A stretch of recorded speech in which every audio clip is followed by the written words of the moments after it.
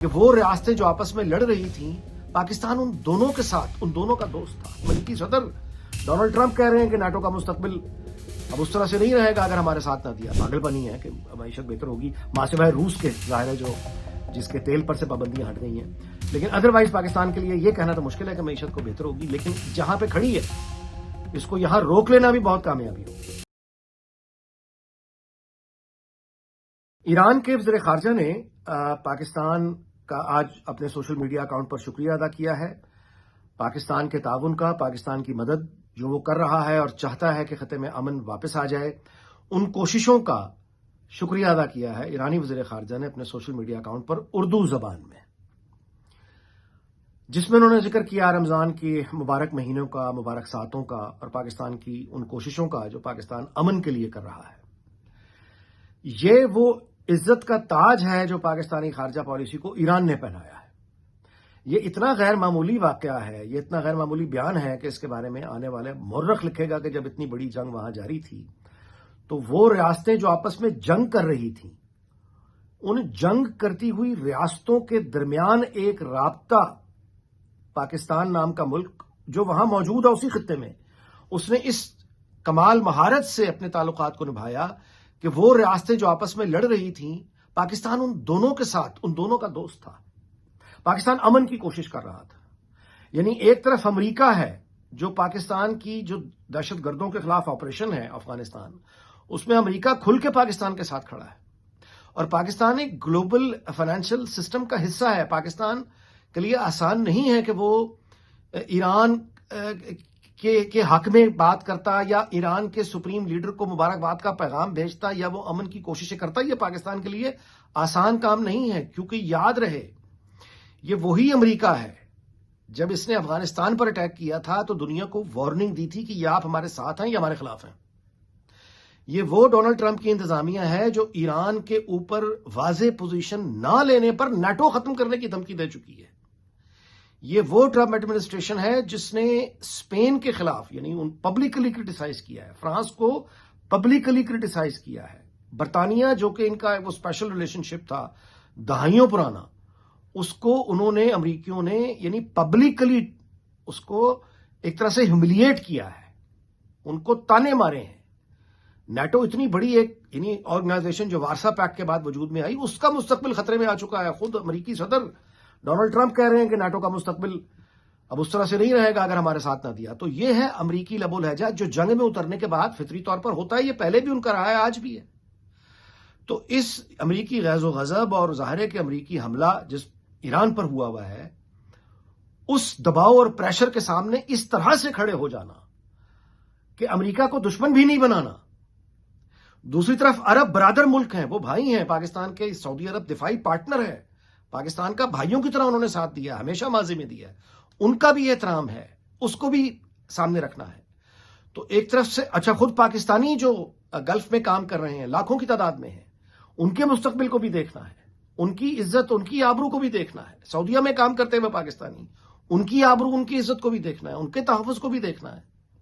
تو وہاں پہ موجود پاکستانی کمیونٹی کے انٹرسٹ کو واچ کرنا، ان عرب ممالک جو یعنی کویت، قطر، متحدہ عرب امارات اور پھر سعودیہ، ان کے ساتھ بھی عزت، احترام اور وقار کا رشتہ قائم رکھنا، دوستی کا، بھائی چارے کا رشتہ قائم رکھنا، امریکہ کے ساتھ بھی ایک ورکنگ ریلیشن شپ قائم رکھنا۔ پاکستان گلوبل فائنینشل سسٹم کا حصہ ہے۔ امریکہ یہ وہی امریکہ ہے افغانستان پر جس نے جب اٹیک کیا تو اس نے کہا تھا یہ آپ ہمارے ساتھ ہیں یا خلاف ہیں۔ یہ وہ امریکہ ہے، ان کے ساتھ بھی دوستی رکھنی، اور ایران کے ساتھ بھی اس طرح سے عزت اور احترام کا تعلق رکھنا کہ ایرانی خود شکریہ ادا کر رہے ہیں، دنیا بھر کے سامنے کر رہے ہیں۔ یہ وہ مشکل کام ہے جو فرانس کا صدر نہیں کر سکا۔ یہ وہ مشکل کام ہے بھارت یعنی ان کے 2 جہاز تھے تیل کے، ان کو گزرنے کی اجازت دینے کے لیے بھارتی وزیر خارجہ کو کئی کالز کر کے درخواست کرنی پڑی ایرانی وزیر خارجہ سے۔ فائنلی بھارتی وزیر اعظم مودی کو درخواست کرنی پڑی ایرانی گورنمنٹ سے، خود فون کر کے درخواست کرنی پڑی کہ ہمارے جہاز گزرنے کی اجازت دی جائے، جو ایران نے صرف اتنی اجازت دی ہے کہ یہ 2 جہاز گزر جائیں گے، اس کے بعد پھر اجازت لینی پڑے گی۔ یہ ہے وہ پل سرعت جس کے اوپر سے پاکستان اس وقت چل رہا ہے، اور ہر ایک کے ساتھ امن، ہر ایک کے ساتھ دوستی، ہر ایک کے ساتھ احترام اور یعنی باہمی احترام اور وقار کا رشتہ۔ یہ ایک ایسا یعنی کمال ہے جو دنیا میں کوئی اور ملک اس وقت یعنی دور دور تک نہیں سوچ سکتا. آپ دیکھیے کہ کینیڈا کا وزیر اعظم یورپ کے دورے پر ہے, ناروے گیا ہے, یہاں آیا ہے. یورپی یونین جو ہے وہ اس معاملے پہ انتشار کا شکار ہو چکی ہے کہ انہیں اب کس طرح کی پالیسی اختیار کرنی ہے. نیٹو کا مستقبل سوالیہ نشان بن چکا ہے. اتنی بڑی طاقتوں کے درمیان پاکستان جو ایران کا ہمسایہ بھی ہے اور حال ہی میں ایران کے ساتھ جھڑپ بھی ہو چکی ہے, اور بائی دا وے کہ ایران کے ساتھ جو جھڑپ ہوئی تھی اس میں پاکستان نے جواب دیا تھا, جس کے بعد ایران چپ ہو گیا تھا. یعنی پاکستان کی طرف سے جو جواب, ایرانی حملوں کا جو جواب دیا گیا تھا, اس کے بعد ایران کی ضرورت نہیں ہوئی کہ پاکستان کی طرف دیکھے. تو پاکستان جو ایران کا ہمسایہ بھی ہے, پاکستان جو ایران کو ایک طرح سے یعنی ان کے حملوں کا جواب دے کر ان کو خاموش کروا چکا ہے. مضبوط پوزیشن پر کھڑا ہے پاکستان ایران کے مقابلے میں. اس کے باوجود ایران کا شکریہ ادا کرنا, یہ ہے بنیادی طور پر ایک خارجہ کا پالیسی کا کمال. اور اس میں اب دیکھنا یہ ہے کہ ظاہر ہے کہ جنگ جیسے جیسے پھیلے گی, وہ LNG ہو, گیس کا معاملہ ہو یا تیل کا معاملہ ہو, اب اگلا سوال یہ ہے کہ اس کا جو اثر ہم پہ پڑے گا, مارکیٹ پہ پڑے گا, صارف پہ پڑے گا, فیکٹریوں پہ پڑے گا, معیشت پہ پڑے گا. یہ ہے وہ اب داخلی محاذ کا چیلنج جو موجودہ نظام کو دیکھنا ہے. یعنی خارجہ محاذ پہ تو جو کمال ہے اس کا تو میں ذکر کر چکا, اس کی گواہی ساری دنیا دے گی. لیکن اب اگلا چیلنج جو ہے وہ یہ ہے کہ ایک تو افغانستان کے ساتھ دہشت گردی جو پاکستان کا مسئلہ ہے, بھارت کی طرف سے بڑھتا ہوا دباؤ, اس کا مقابلہ کرنا, یہ بھی پاکستان کے لیے بہت بڑا چیلنج ہے. اور پاکستان کی معیشت پر جو اب اس جنگ کے اثرات مرتب ظاہر ہے کہ ہوں گے, پوری دنیا میں ہوں گے.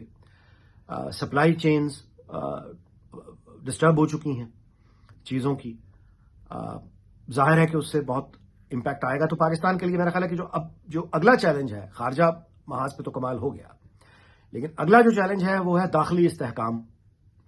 معیشت کی بہتری اگر نہ بھی ہو اس وقت, تو خیر یہ کہنا بڑا مشکل ہے کہ معیشت بہتری کی جانب جائے گی پوری دنیا میں کسی ملک کے لیے اس وقت, تو یہ کہنا بالکل پاگل پنی ہے کہ معیشت بہتر ہوگی, ماں سوائے روس کے ظاہر ہے جس کے تیل پر سے پابندیاں ہٹ گئی ہیں. لیکن ادروائز پاکستان کے لیے یہ کہنا تو مشکل ہے کہ معیشت کو بہتر ہوگی, لیکن جہاں پہ کھڑی ہے اس کو یہاں روک لینا بھی بہت کامیابی ہوگی.